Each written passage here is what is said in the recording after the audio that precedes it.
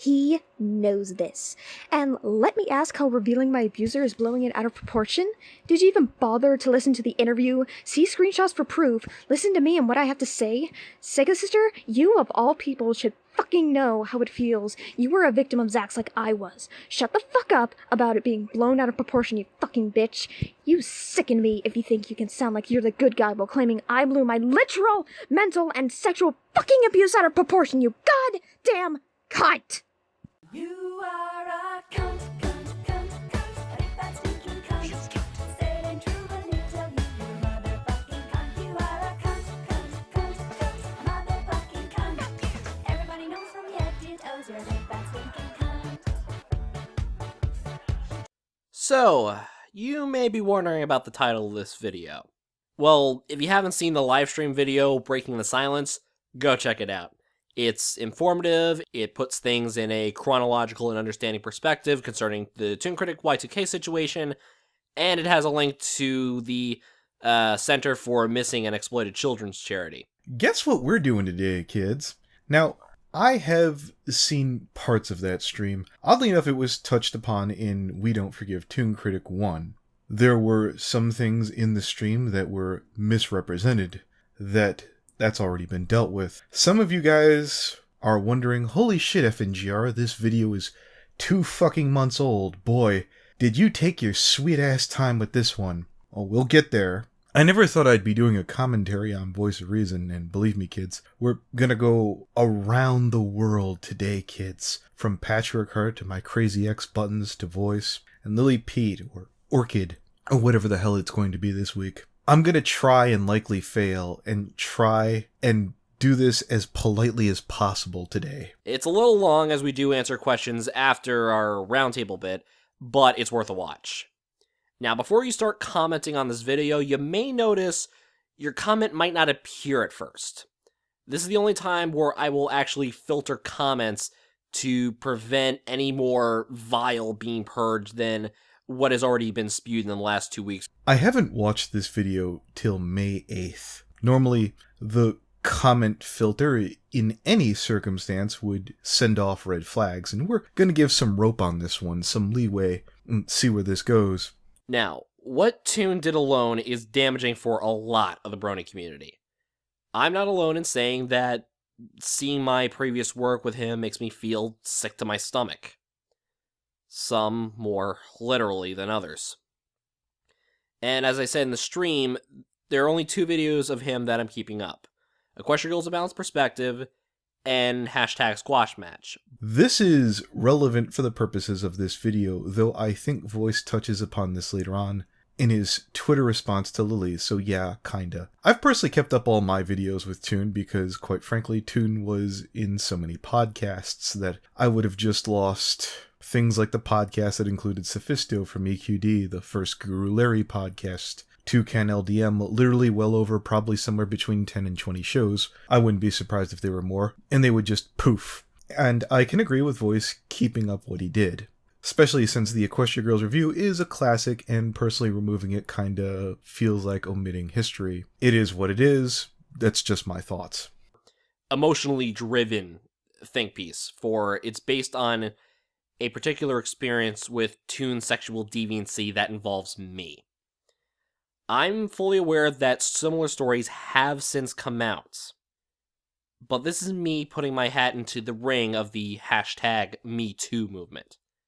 Well, not me necessarily, but my girlfriend of 3 years now, Sega sister. Again, no humor intended, but yeah, knowing Toon, it's sad that you did in fact need to clarify this, but here's the long and the short of it. Sega sister did issue a complaint against Toon a long time ago out of respect for personal issues. Being personal, considering what the statement was, Toon had asserted that Voice and Sega had actions that one might assert are commonplace between consenting adults of legal age. Do forgive me for being vague out of respect for personal issues, but I feel that this needs to be addressed. It was in fact a dick move for Toon to express those actions publicly, but he had done that somewhere between 1 to 2 years before Sega had found out. And at the time, in our modern society being what it is, no one really seemed to give a shit. Look, don't get me wrong, Sega had every right in the world to be pissed off, but her accusations at the time where Toon had a big mouth and shared something about a loving couple that no one else seemed to know about?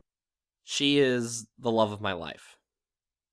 I would not be motivated to excel at my work both online and off if it were not for her. And like I said in my Discord and Harmony recap, being with my friends and family allowed her to open up. However, because of Toon, she shut down and went back to the vulnerable state I met her in. Here is her story of the events of what happened between Toon and her that she asked me to let her read for you. Now again, shut down. Sega's sister stormed into Limbo chat, a drama troll chat, and announced to a room well over 70 people at the time about a private matter making something far more public than it already was. When the original incident leaked, it was indeed told to a call of about 12 people, and amazingly enough, no one made much ado about anything of it. As a result of this information, no one was bullied or harassed Sega, certainly not from my room, that I was made aware as a result of private intimacy. Hey everyone, it's the Sega sister here. Now, I never really considered myself close with Toon Critic Y2K. I refuse to refer to him by his actual name, mainly because he shares it with the love of my life, Voice of Reason. Anyway, I remember talking to Toon Critic at least once before meeting in person for the first time at PonyCon NYC during Valentine's Day weekend of 2016, my first ever convention. I thought he was alright to be around, and I could see why he and Voice were close. Toon would later invite us to join him at PhillyCon that August because we couldn't make it to BronyCon that year. And as the only female sleeping in the room, I was honestly concerned. So, to put my fears at ease, Voice made sure to get us a kitchenette suite and created a list of rules for our roommates to follow. 1. The rest of the roommates had to be in a separate sleeping area from myself and Voice, and no one was to venture into another person's sleeping area during night hours. 2. All roommates are to announce when they're coming into the other sleeping area, especially when others may be indecent. 3. There is to be no alcohol in the hotel room at all. Furthermore, if anyone arrives drunk, they are to be kicked out. Thankfully, everyone, Toon especially, abided by the rules Voice set for everyone. However, that's when the first incident occurred. Kind of. Less than a year later, end of June of 2017, I received word that Toon Critic decided to talk to other people about myself and Voice and how intimate we were. No one cared. I'm sure there was some snickering.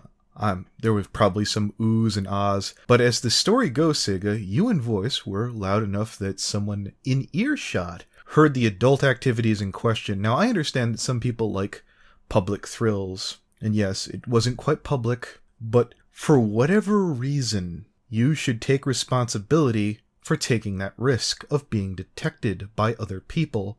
And other people, in fact, did detect this. When Toon did tell us about this, that it was a super big secret, even though in a loving, consensual adult couple, being intimate, being a super secret is, kind of beyond me. I think that's why I had such an easy time just shutting up about it. I was angry that he decided to brag to others about our sex life, but more angry that he chose not to tell either one of us that he overheard us, even though we were in the next room. But I let bygones be bygones, and we reconciled before BronyCon that August. I'm literally the last person to have Toon's back, which is why I waited so long to watch your video. Even if you were wrong, the person whose fault that Toon heard you and Voice, you're an adult. You should have taken responsibility for that. And I'm listening to this, and now I feel kind of skeptical. And Toon Critic even helped us raise money to go. In hindsight, I feel disgusted accepting money from him. The following September, Both of us were part of Ann-Y's belated birthday call while Voice was at work. We all had a good time playing some games on Steam, watching a couple of videos, etc. I, as well as a few other girls, was on camera, showing off. In hindsight, I only did so because, well, I didn't want to be made fun of. I've had this story verified by 3 sources, 2 of which came from the Toon Critic confession, likely more, by showing off Sega's sort of wonders on camera in various forms of undress. You're the only girl that I've been told of in that circle that does that sort of thing is Sega Sister. 2 of those anonymous sources expressed that you came off as tacky and full of yourself for doing it. I think some of your wording here comes off as revisionist history, not to mention that you felt so disgusted with taking Toon's assistance when you kind of kept the money. I talked about giving some leeway, and I feel that we've run out of that rope on Sega. That morning, I noticed not 1, but 5 removed messages from Toon Critic. If it were just the 1, I probably would have brushed it off as him trying to send a message to someone else instead of me.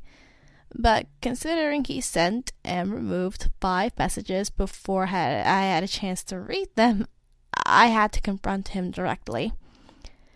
First, he tried to brush it off as it was nothing. Again, it would be believable if it was just the 1, so needless to say, I wasn't convinced. I pressed on until he told me that those messages that he removed were compliments. I'll admit that I was flattered and that I flirted back, but he was single at the time while I was fully aware that I was with my boyfriend. The flattered remark, as I've been told by, once again, at least 2 people from the Toon Critic confession call, is that Sega Sister is the kind of person who fishes for such compliments. That this information that I've possessed well before that I knew that Toon was a pedophile. I sat on this for a long time.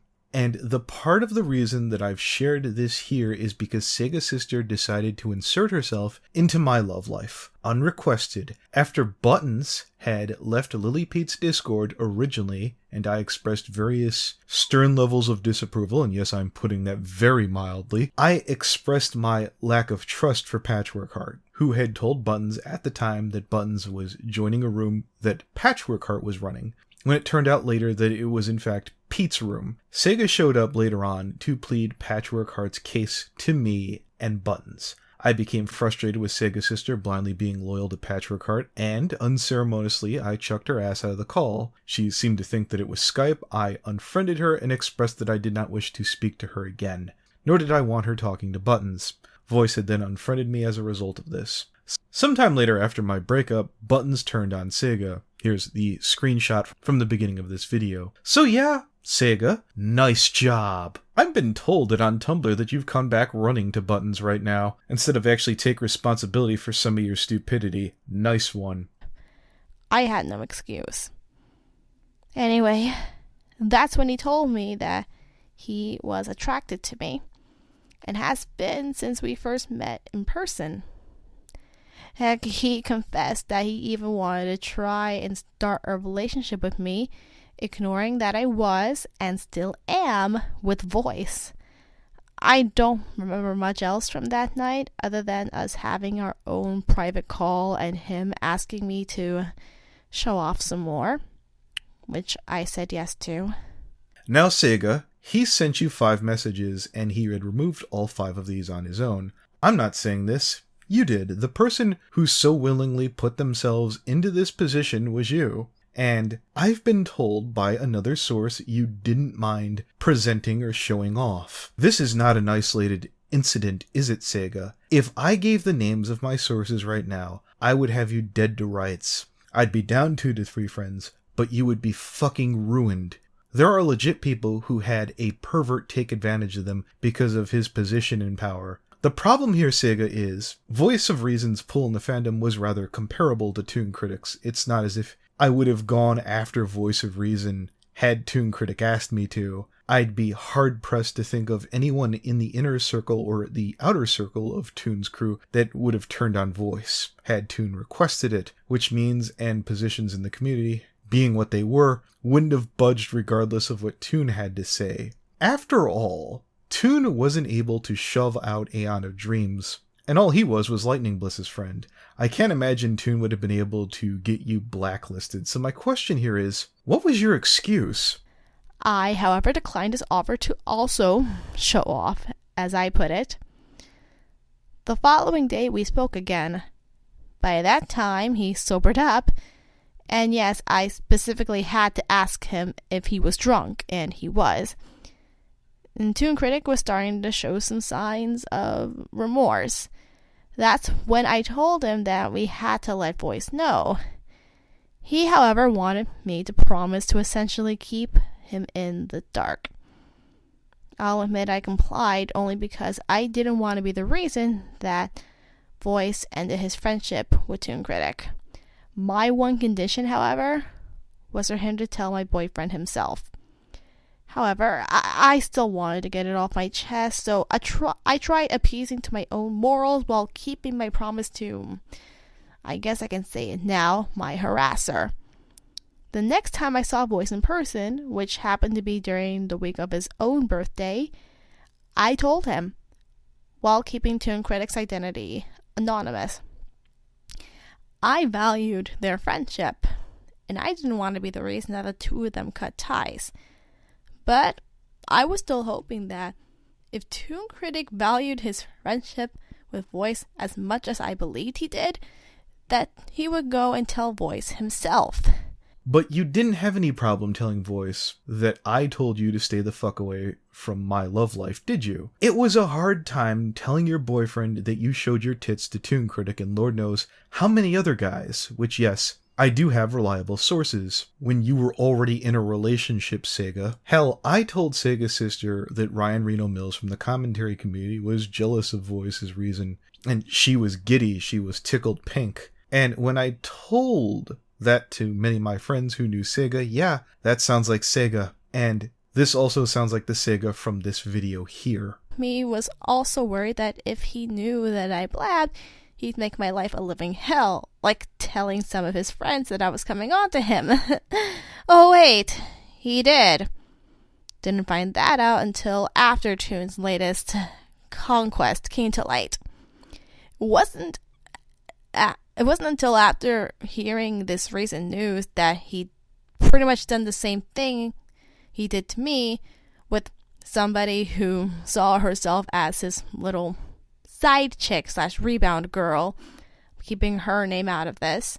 And that's what I think this is, Sega. The hashtag #MeToo. You saw a nice juicy bandwagon, Sega, just like KP of all people was trying to equate her being trolled by ex-employees, where you tried to find a way to lessen the fact that you had played peekaboo with a pervert, and you're trying to spin the story so you're a victim. How? He didn't grope you. He didn't physically force himself on you. His friends you're alluding to was me briefly mentioning that you acted like a dumbass in my room, which you did. You might call some of this salt, but I was prepared to shut up into the heat death of the universe, but sadly, Sega, you have pushed your opinion where it wasn't wanted. So I'll admit, I flirted back with him in public to get either one of two reactions.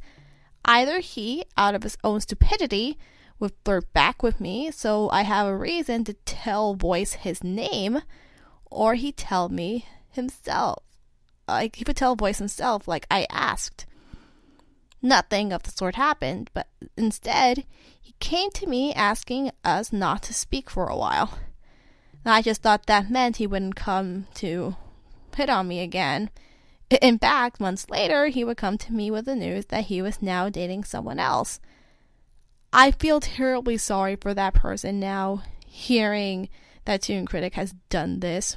I think you're shaken up right now because you understood that you fucked up. You're trying to do damage control on why you hit Toon, and in your own words, he didn't bite back. He didn't bite at you flirting. So what do I think happened? You played a game where you put on a show, you found out you flashed your boobs to a pedophile and thought, uh-oh, Toon might leak this out while his name is circling the drain. I better do damage control. But I cannot bring myself to hate him.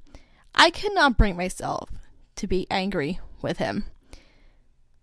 I came in contact with Toon Critic about a week later in an attempt to talk some sense into him, as well as let him know how he affected me, and as well as give myself that sense of closure so that I could sleep at night again.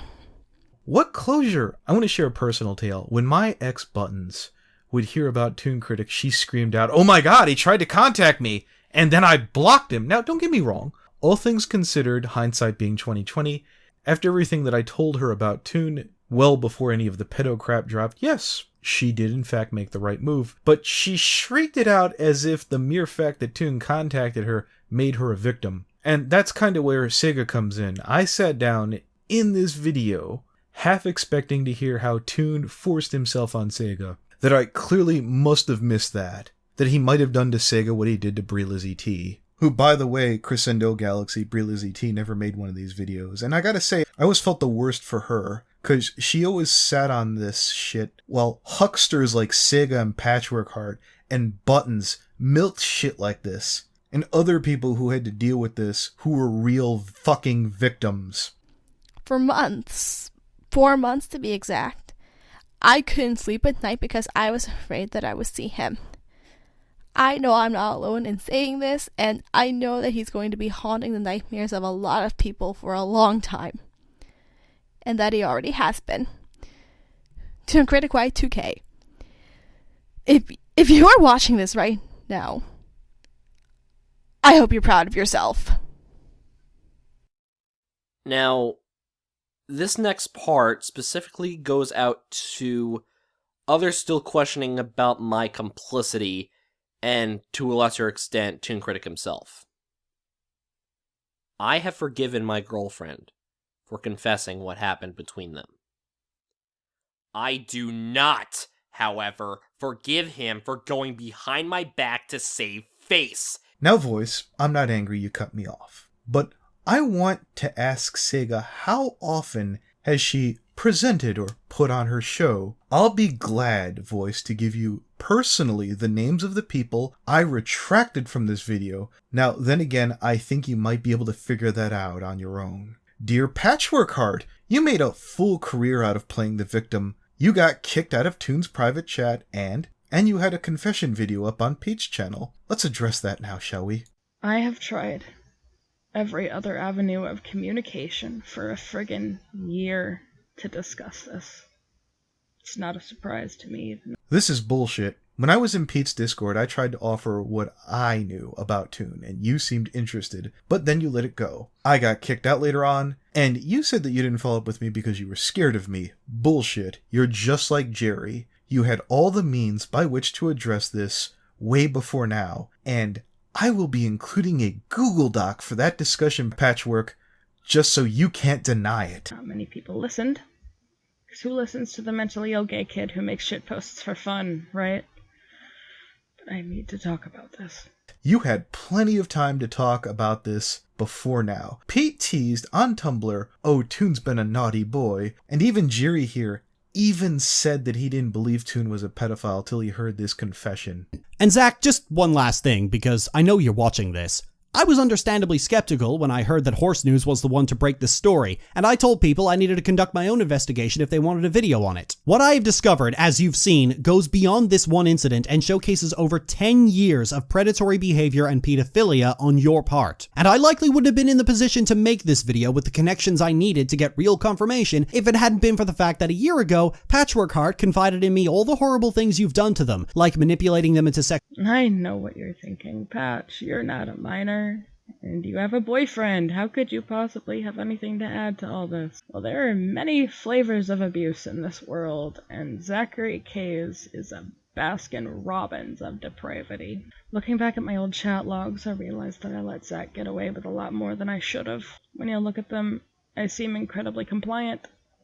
That is very much by design. You see, the first time I met Zach, he was fundraising for a new computer, and I paid to join the stream. I drew fun stuff related to his jokes. He seemed to like me, as did the others. I don't think he cared about me quite yet. We had a few more interactions on Twitter, and one day he approaches me. He said he saw my picture on Twitter, found me incredibly attractive, complimented my body, said I was sexy. I was floored that this person I admired liked me, even if it was for something as vain as looks. He invited me to join the domain, and I accepted, eagerly. Throughout my time with Zach, he behaved very sexual towards me, as he does everyone.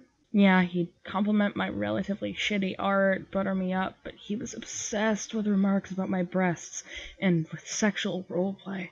You know what's funny? My friend Kishi shot down Toon deader than a banker's cold dead heart. The reason why you put up with Toon is because Toon's friends outside of Ellie couldn't fucking stand you. You are not entitled to other people's time no matter what Tumblr tells you. And that's the sad shit of most of this. A lot of people put up with Zach Keys because it was the only way to hobnob with some of the cool kids. And now that the tap is off, they all call it abuse. Myself, Dog Eye Crimson, and Dog Eye's boyfriend Foolery, and as I'm sure many other people, fell by the wayside of the people who used to have interactions with Toon's ex-friends. Now, to be fair, I do keep in touch with Lightning Bliss periodically. Keyframe has been able to handle a quick message, and that's fine. But I see what it was. Toon Critic was the bridge. He certainly wasn't the person I liked the most, or certainly respected. That would have either been Golden Fox or Voice of Reason.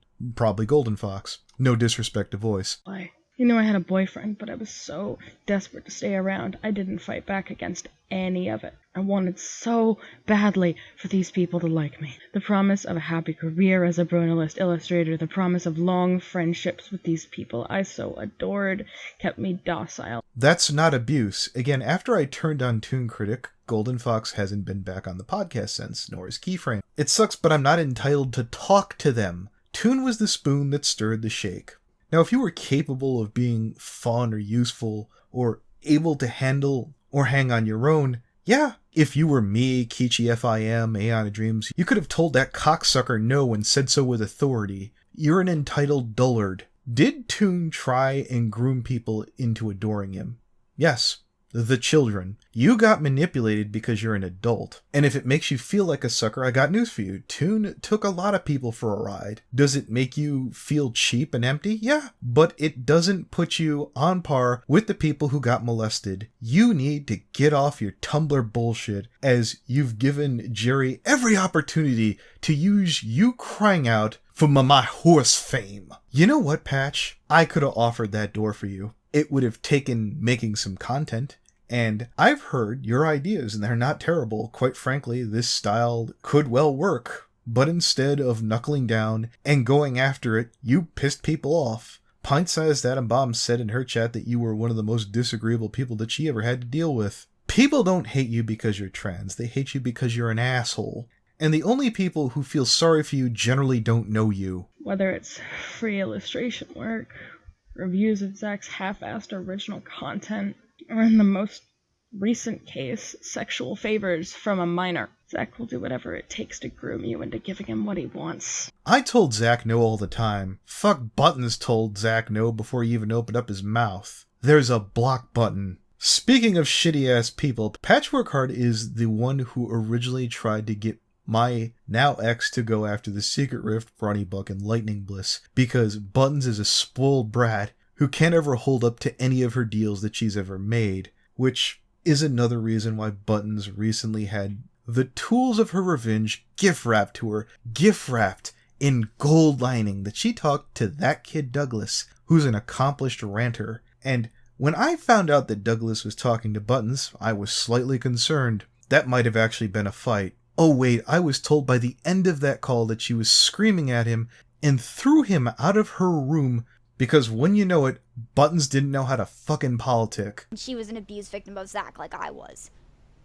It's kind of hypocritical. Do you have? It's kind of Do you have any? Do you have any proof that you were abused by Toon Critic? Because I don't the most really I can give you is when believe he. that. Oh my! Well, because he did it in voice call. He tried getting with me for BronyCon. I blocked him. Anthony told me don't block him, that we're cool. I can get you those screenshots. I'd have to get my other laptop. And then in voice calls, he would hang up the call on me, tell me shut the fuck up. He would make fun of me. He would mock my voice. And he would tell me no one wants to hear me. And it was in voice call in limbo. I. And if you can't believe it, does that mean you can't believe what happened with Mimkage? Does that mean you can't believe what happened with Miley Massacre? Because they don't have proof. They don't have the proof of when it happened on video or call. I guarantee Buttons and Patch are gonna spin this like Kid Douglas is one of my minions. One, Douglas isn't in limbo. He wasn't offered and he didn't ask. When I met Douglas through Dylan Thomas's chat, I warned Dylan not to trust him, most because I'm a paranoid nut. In all due respect, Douglas. In Douglas's defense, that paranoia, knock on wood, hasn't amounted to fuck all. You into giving him what he wants. And once he has it, he throws you away. One thing I try to bring up in conversations about Zach is how he asserts his power over you very quickly. The people in the domain misgendered me a lot. I told them when I joined that my pronouns were they, them. I gave up correcting them. Everyone else isn't obligated to use your Tumblr assumed identity. You are not they, them. That's something that Jerry has used to say he's spoken to multiple victims of Toon. He's spoken to you. Singular. Misgendering someone isn't the same as pedophilia. Pentagrin and stories from the DA community have both tried this shit on the Spoctor Theory fiasco, and now they're both gone from YouTube. Because every time I tried, I was talked over or ignored. That was step 1 of 1,000 in the ways Zach and his former friends asserted that I was below them. These little power moves. I left the domain, and Dogai Crimson called the domain a bunch of cringy fucks. And here's a head up about Dogai, who is a transgender with self-fucking respect. And if I'm lucky, I'll be able to buy Dogai a drink at BC. In a bro way. Mocking me for being a gamer grill despite not being a girl. Teasing me on not liking it when they used the R slur. Shutting me down when I tried to talk about feminist issues. How about the fact the United States government found your claims for assistance were fraudulent recently? And you don't have to take my word for it. Old Jared does it for us. This one isn't brony community bullshit, but considering who's involved, I'm counting it anyway. So anybody but the most radical conservative is aware by this point that the United States is a complete fucking joke when it comes to taking care of the disabled and even basic healthcare. Price gouging is rampant, insurance companies are cloying bastards, and privatization has dominated the country's healthcare industry. This comes to Patchwork Heart, one of the many people who was critical to blowing the lid on Zach's monstrous pattern of behavior and the rest of the community's apologism. They are affected with numerous disabilities that renders them unable to work and have to rely on their art and disability benefits to survive. Without those benefits, they would likely be out on the street and probably dead. The California state government, in true American fashion, has come to the conclusion that these chronic disorders, for which Patch has not been able to afford proper medical treatment, have improved and intend to cut them off from disability benefits entirely. So Zach's old friends are wrong. The government is wrong. We should all be Patchwork's friends and give her the monies. By the way, good job on that, guys. Did anyone else notice that Jerry didn't offer how any of this shit is going to be sustainable? Once a year, are you dullards just going to fork up $10,000 because Patchwork can't work? Here's an idea. Aeon of Dreams has autism, and he holds down a job. I think someone is just accustomed to not working, and the US government agrees with me. They take your power from you. That's what people like Zach do. Eventually, I lost my usefulness and was tossed aside. I had given Zach what he wanted, and my progressive ideals meant I was no longer fuckable to Zach. Useful? I'm sorry I didn't see you on Roundtable as Magic. I must have missed that one. However, how does it feel to know that on your best day, you were never even British Ninja? Speaking of which, he also had autism and attends university, and is able to socially navigate not just better than you, but dare I loathe to say it or admit it, he's done a better job by swallowing his pride and biting his lip, and as my old friend Licky used to say, he's made sure not to lose his dick-sucking privileges. And he did so without a pair of tits, as you would so lewdly put it. You weren't special for that, you weren't singled out for exclusion. You sold yourself as a victim, when in truth, whatever you gave up as an adult, and I'm listening to you now, you sound plenty smart, Patch. Let me ask you this. If Toon was such a monster, you could have easily have bit the bullet and gone to me about him. Towards the end of the tale, I would have paid to hear it. If you had anything half a worth a damn. Truth is, your hero Jerry, who thinks Josh cutting him off is abuse, You're all upset that even in the brony fandom, in the land of the Isle of the Misfit Toys, you couldn't find acceptance. You can't face the fact the person whose fault this is so richly your own. So yeah, in closing, if you think I'm being unfair to Sega Sister or Patchwork Heart, show me the law that Toon Critic broke when dealing with them. Not based off of what I said, but in either of their videos, show me the law that Toon Critic broke against Sega Sister or Patchwork. By all means, take your time. If Patchwork Heart or Sega Sister come up with groundbreaking accusations after 2 whole fucking months, take that with a grain of salt. Thank you. Fuck you. Bye. You might ask yourself, where is Buttons now? Not unlike Toon Critic or Performance Nature or Dusky Novel, she snapped down all of her social media after having her bullshit called out again and again, backsliding and changing facts time and again. Remember this. Now, see the remark here where Buttons says she's gonna have to apologize, only to turn around merely days later to go back to business as usual? And yes, it is a boyfriend's job to deal with these things. It's why I opted out. People like Buttons, Jerry Pete, and Patchwork Heart talk about apathy. When you see deep down inside, based on this remark, from Buttons towards Sega Sister, it's all really just me first. You're all a bunch of greedy opportunists. So let's end it on this note. #MeToo'd. So I've got this little bonus here. It's Pete addressing Voice of Reason via Tumblr. After that, I'll be reading off Voice responding to Pete via Twitter. Anonymous says, "Hey Lily, so Voice of Reason just posted a really long journal on DeviantArt that was really hilarious in how he was avidly defending the members of the Brony D&D for their actions. I found it too hilarious to not show you. If you have not seen it already, I cannot post links in these asks. The name of the journal is God Save the Queen." Lily, Voice of Reason is an idiot. In other news, water is wet and a lot of it is steaming down Josh's face right now. Anonymous, have you seen Voice of Reason Grand DV post about how you're a bully and how you did the bare minimal during the Toon Critic fiasco? DeviantArt post. I always roll my eyes at the fact that supposed professionals are using DeviantArts as social media platforms. Unlike Tumblr, Jerry. Either way, Voice of Reason will say nothing to absolve himself and his friends of responsibility for his laziness. The fact is, I have also been talking about how I've been doing the bare minimal, but that most other people can't be bothered to even do that. They'd rather whine about how their critics are being and bully actual abuse victims into silence.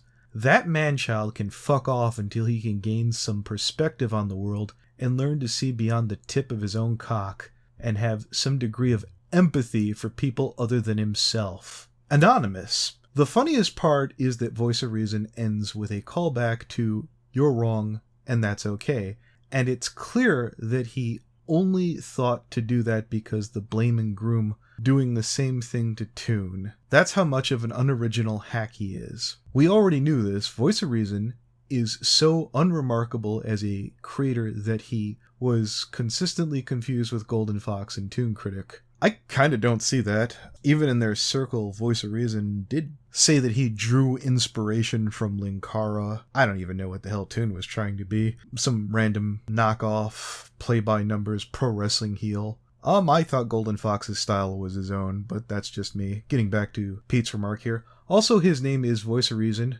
which a name that screams, I have a self-inflated view of myself. This is not the first time someone has actively ripped me off while trying to own me on the internet and think that nobody would spot it.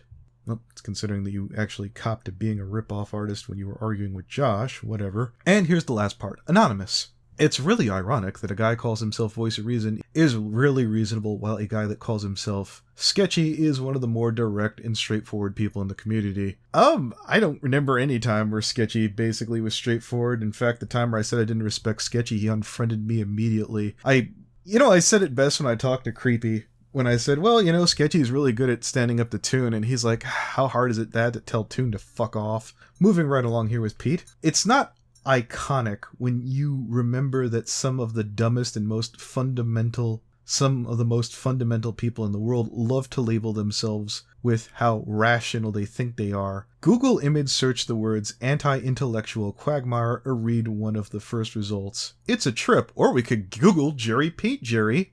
I wonder how many of those images will have me linking back to kiwi farms. Mwah! So let's get back to Voice of Reason. I'm just gonna say Zach here, or let's go Voice. Again, I'm not really trying to ride Voice, as I've probably been well over my allotment for giving shit to his woman, but I mean, she's wrong. What do you want me to do? Voice. If you consider someone who cites their sources and provides evidence as backup as idiotic, I don't want to think about what you consider mental capacity. I know what I would call you: academically dishonest. 2, I never claimed to be a professional. This is a fun hobby of mine that I'm really passionate about. I could also say that professionals don't use Tumblr to air their grievances. But whatever, the lawyers find admissible as evidence, I guess. 3, I work in the news industry. I get a heavy dose of perspectives on the world every day. I clock in at 3 a.m. Way to suggest I have no sense of empathy when one of the victims, my girlfriend, was coerced by the man I considered a close friend into sexual exposure. That's not true, Voice. But I've already tackled that earlier in the video. 5, when the hell was I ever confused with, I'm just going to say Toon Critic, and Golden Fox? I'm actually curious about this. I'm curious about this as well. I don't know, maybe if you were just tuning into the channel, Voice, and people just saw the OCs and they didn't memorize it, but you could do that with literally every brony. Moving right along here. 6, haven't you heard originality is dead? I mean, it's not like I copy-paste MLP FIM tropes warp that Aesop and claim it as my own. And the last word in closing from Mr. Voice of Reason. And while we're on the topic and ripping off, I leave you with this famous sign-off of this famous pro wrestling manager. I'm Voice of Reason. Thank you. Fuck you. Bye. I will admit it. I have boosted that from Jim Cornette. He has a fantastic, well, actually he has 2 fantastic podcasts, which include the Jim Cornette Experience and Jim Cornette's Drive-In. I do not have a fraction of the talent that Jimmy has for the gift of gab. But hey, if you're going to steal somebody's gimmick, at least I'm going to steal from the best. You know, unlike Linkara. Especially when you're younger. The teenage years and the adult years will bite you in the ass later down the road. And if you're not careful, you'll go from being the guy that does really amazing comic book reviews to the guy that wants to get fucked in the ass by a green M&M at a dead gay Muppet gangbang. You're being really fucking biased right now, and you know what? I'm done with your bullshit, so fuck you, go to hell, eat a dick.